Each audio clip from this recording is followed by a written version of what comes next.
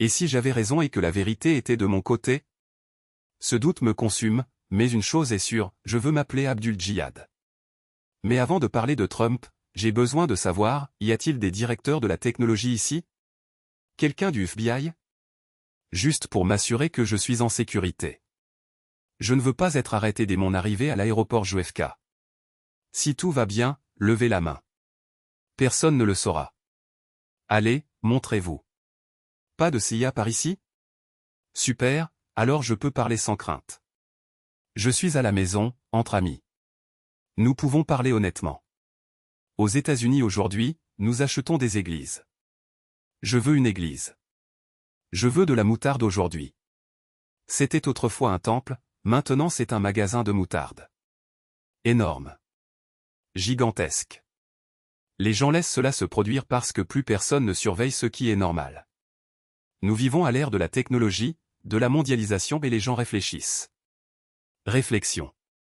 Si Dieu est né d'une femme, s'il est allé aux toilettes, s'il a mangé, s'il a grandi dans le ventre de quelqu'un, comment pouvons-nous accepter cela comme normal? Beaucoup ne le peuvent pas. Ils deviennent donc des diagnostiqueurs, des athées, des libres penseurs. Ils abandonnent les églises et demandent, si c'est l'histoire de Dieu, comment peut-elle être vraie? Dieu serait-il un Dieu racial? Un Dieu juif? Un Dieu blanc? Un Dieu criminel? Est-il logique qu'un être suprême choisisse une race? Non, ce n'est pas le cas. Les gens s'en rendent compte et abandonnent en masse le christianisme. Pendant ce temps, l'islam connaît une croissance plus rapide que toute autre religion. Pourquoi? Parce que les gens cherchent une issue. Et c'est là que nous intervenons. C'est pourquoi Trump voulait interdire les musulmans. Il n'a pas parlé d'interdire les juifs, les chrétiens, les taoïstes ou les bouddhistes. Uniquement les musulmans. Savez-vous ce que cela signifie? Quand quelqu'un vous attaque, c'est parce que vous représentez une menace. Ils savent que vous êtes un obstacle. S'ils te combattent, c'est parce que tu es spécial. Et c'est exactement ce que nous sommes. Pendant ce temps, dans les universités, dans les prisons, dans les rues, leurs enfants se convertissent à l'islam. Pourquoi? Parce que l'islam est sur Internet. Les gens font des recherches, découvrent la vérité et réalisent que tout ce qu'ils entendent sur CNN, sur CNBC, dans les journaux, est un mensonge. Pourquoi apprendre l'islam à la télévision? Pourquoi faire confiance à ce qu'un juif a écrit sur Internet? Si vous voulez connaître l'islam, venez chez nous, les musulmans. Nous sommes partout, aux États-Unis, en Amérique du Sud, en Europe. Et quand on introduit l'islam, les gens se convertissent. Dans les prisons américaines, par exemple, nous y allons 5 fois par semaine. Puis ils l'ont réduit à 3, maintenant seulement 2. Mais d'autres groupes religieux y vont 5 fois. Pourquoi? Parce que quand on arrive, il y a des files de détenus qui veulent écouter. Un jour, un grand homme blanc s'est approché et a dit, « Je veux devenir musulman. » J'ai demandé, « Ben, pourquoi ?» Il a répondu, « J'ai lu beaucoup de livres, mais le Coran, mec, le Coran est la vérité. Si Allah t'aime, il ouvre ton chemin et met l'islam dans ton cœur. C'est ce que je veux. » Et c'est ainsi qu'il se convertit, fier de sa nouvelle foi. Parce que quand quelqu'un m'interroge, je défends ma religion. Pas avec violence, mais avec dispute. Je présente des faits, démantèle les préjugés et réaffirme la vérité de l'islam. Je n'ai pas peur. Lorsqu'il s'est converti, il a demandé un nom. « Je veux m'appeler Abdul-Jah », a-t-il déclaré. J'ai ri, Abdul-Jah? D'où tiens-tu ça? Il y a Abdul-Salam, Abdul-Rahman, Abdul-Razak, mais Abdul-Jah? J'ai expliqué que Jah est un concept dans l'islam, et non quelque chose qui est vénéré.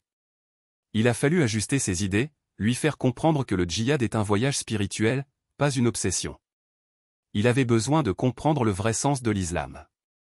En 2013 a eu lieu la conférence de Pékin. Des femmes du monde entier se sont rassemblées pour discuter des droits des femmes. Et devinez quelle était la cible? Islam. Il disait que les femmes musulmanes sont opprimées, qu'elles prient derrière les hommes, qu'elles sont soumises.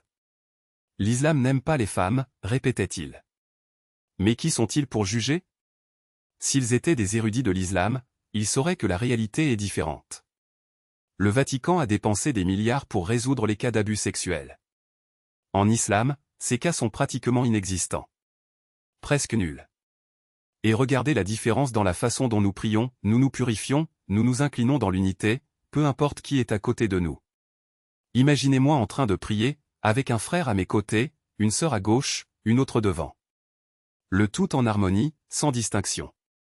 Allahu Akbar, et nous nous soumettons à Allah. Il n'y a pas de séparation, il n'y a pas de hiérarchie. C'est une pure connexion. Les gens se réveillent. Ils voient la vérité. Et une fois qu'ils ont découvert l'islam, il n'y a plus de retour en arrière possible. Parce que l'islam n'est pas seulement une religion, c'est une lumière qui éclaire le chemin. Et cette lumière se répand, transformant des vies. C'est pourquoi nous sommes craints. C'est pourquoi nous sommes spéciaux. Et c'est ainsi que se révèle la sagesse divine, claire comme l'aube. Allah, dans son infinie miséricorde, n'a rien laissé au hasard. Chaque détail de la prière, chaque position, chaque mouvement était conçu pour protéger le cœur du croyant et préserver la pureté de la foi. Lorsque l'homme occidental, perdu dans ses doutes, se rapproche enfin de l'islam, il trouve des réponses qu'il n'aurait jamais imaginées. Des réponses qui ne sont pas inventées par des mains humaines, mais révélées par le Créateur des cieux et de la terre. Ils arrivent avec des questions, des blessures, des vies vides de sens. Ils arrivent en tant que chrétiens de nom, qui portent le nom d'une foi, mais n'en vivent pas les principes. Ils arrivent comme ceux qui ont passé des décennies sans mettre les pieds dans un temple, parce que quelque chose en eux savait que cela ne suffisait pas. Ils arrivent comme s'ils cherchaient, mais ne savent pas quoi, jusqu'à ce qu'ils trouvent la vérité. Et puis, quelque chose se passe. La première fois qu'ils entrent dans une mosquée, ils ressentent le poids de la présence divine. Ils voient les hommes et les femmes séparés, non pas par oppression, mais par respect. Ils voient l'ordre, la discipline, la paix qui émane de chaque geste. Et ils se rendent compte, ce n'est pas une invention humaine. C'est quelque chose de plus grand.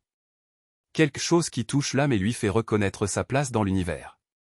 Ils entendent parler de prière 5 fois par jour, de soumission totale à Allah, de vivre selon la charia non pas comme un fardeau, mais comme une libération. Et puis, quelque chose en eux s'éveille. Ce n'est pas une conversion forcée, ce n'est pas une imposition. C'est un retour. Un retour à ce qu'ils ont toujours su, au fond, était juste.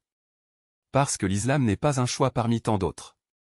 C'est le choix que le cœur a déjà fait, avant même que l'esprit ne le comprenne.